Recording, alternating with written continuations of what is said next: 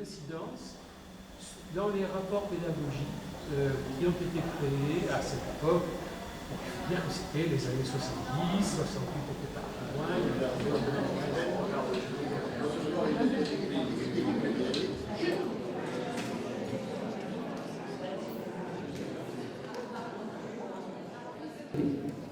Les 76 salariés de l'IRTS, mais aussi les 800 intervenants extérieurs et formateurs associés, sont très attachés à ce bâtiment. Sans doute de par son côté exceptionnel, par sa puissance aussi et son originalité. Et puis surtout une volonté farouche d'aller au-delà de ce que l'on peut voir au quotidien. Et je crois que ce qui est fait, moi j'ai passé des très bons moments, notamment les soirées qu'on passe au Dôme, c'est un très bon moment d'abord où on ressort content d'avoir pris du temps ensemble, mais j'ai envie de dire aussi un peu un temps pour soi, où tout simplement on vient réfléchir, s'interroger sur tout un tas de choses, et je voulais vraiment t'en remercier, saluer peut-être ce qui aujourd'hui apparaît comme évident. La médiation architecturale apparaît comme terriblement moderne, mais qui il y a quelques années, il y a 10 ans de ça, ne l'était peut-être pas autant de la façon dont on le dit aujourd'hui. Un public, eh bien c'est vous, le citoyen lambda. Vous êtes secrétaire, instituteur, maçon, banquier, assistante sociale, gendarme, pasteur, homme ou femme au foyer, contrôleur aérien. Ça existe, des hommes au foyer, il y en a quelques-uns. Certains d'entre vous en quête de savoir, de connaissances sur l'architecture, donc dans une démarche qui était plutôt proactive. D'autres traînés ici par un conjoint. Certains venant en bande d'amis, peu inspirés au début, et puis souvent piqués depuis. Quelques architectes aussi, certains sont dans la salle, quelques acteurs de l'aménagement, qui ont pris Mediarchi comme une opportunité de formation continue et d'échange, hors de l'entre-soi, hors des lieux et manifestations consacrés à la culture de l'architecture, où il faut apparaître.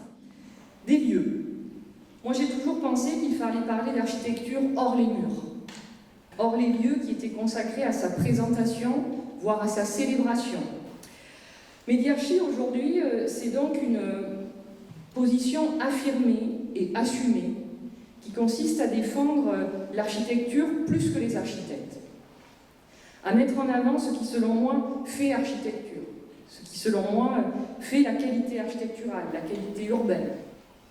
Ce que j'ai toujours voulu faire aussi, c'est questionner, interroger, remettre en question tout ce qui nous est présenté comme nouveau, comme vertueux, qui serait lié à l'écologie, à la participation, à la densité, et qui, des fois, me semble-t-il, ne correspond qu'à une réalité qui est beaucoup moins glorieuse. Tous les architectes dont je vous ai parlé sont des gens qui avaient un engagement politique. Cet angle politique, je crois que c'est devenu ces dernières années le ciment de Mediarchi. Et c'est en vous côtoyant de près, en vous écoutant, en vous observant, que j'ai affiné, que j'ai adapté mon discours. C'est très important pour moi de rester au contact de non-professionnels, d'être toujours dans ce souci de rendre accessible. J'aime dire que je suis un architecte qui s'est formé à la médiation et pas un médiateur culturel qui s'est formé à l'architecture. Je crois plutôt à ce sens-là que l'inverse. Comment réconcilier le public avec des architectures les plus récentes?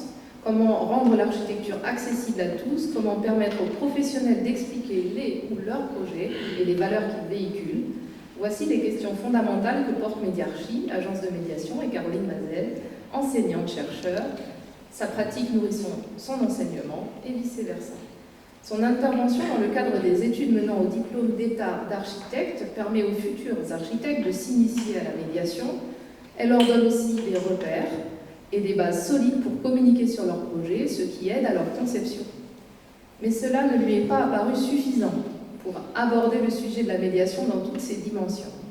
C'est pourquoi elle a construit également un diplôme interétablissement spécialisé en médiation de l'architecture. Il a pour ambition de former des professionnels qui sauront répondre à un nouveau désir d'architecture pour un public soucieux de bénéficier d'un regard renouvelé sur leur environnement. Ce diplôme est porté au sein de l'ENSAP, mais avec l'Université de Bordeaux. La médiation comme outil du concepteur et la médiation comme une pratique professionnelle en elle-même sont au cœur de ces projets. Si l'architecture est partout, si l'architecture influence nos vies, construit le présent en façonnant nos habitudes du quotidien, en donnant le beau à voir et imagine le patrimoine du futur, encore faut-il le comprendre pour le ressentir. En fait, à Bordeaux, il y a plein de gens qui sont occupés de médiation. Alors, il y a eu Arc en Rêve. Arc en Rêve, c'est une maison formidable, mais je dis toujours qu'Arc en Rêve, c'est pour les experts. C'est pour les gens qui connaissent déjà l'architecture.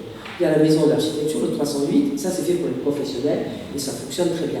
Il y avait Agora, Agora c'était pour le grand public et pour l'urbanisme, et puis il y a vous, pour le grand public et pour l'architecture. En fait, il ne reste que vous. Des 20 ans qui viennent de se passer, il ne reste que vous qui êtes encore debout et vivante pour parler à tous les gens qui aiment l'architecture.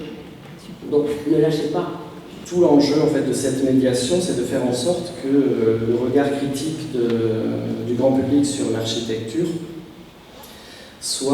permette d'engager un réel dialogue entre les architectes et les usagers sur la manière d'habiter le monde, pour encourager finalement les habitants à participer activement à sa construction. Donc je pense que le travail de Caroline a vraiment une finalité au-delà de la jouissance des promenades architecturales, c'est cette capacité aussi en retour après à faire en sorte que tout un chacun soit en mesure de participer activement à la construction du monde qui nous entoure. Mais je crois vraiment que la médiation architecturale a beau jour devant elle, particulièrement dans notre pays, pour autant qu'on lui donne une visibilité. Alors que ça a été dit, je suis convaincu que l'architecture est de nature à rendre la vie meilleure.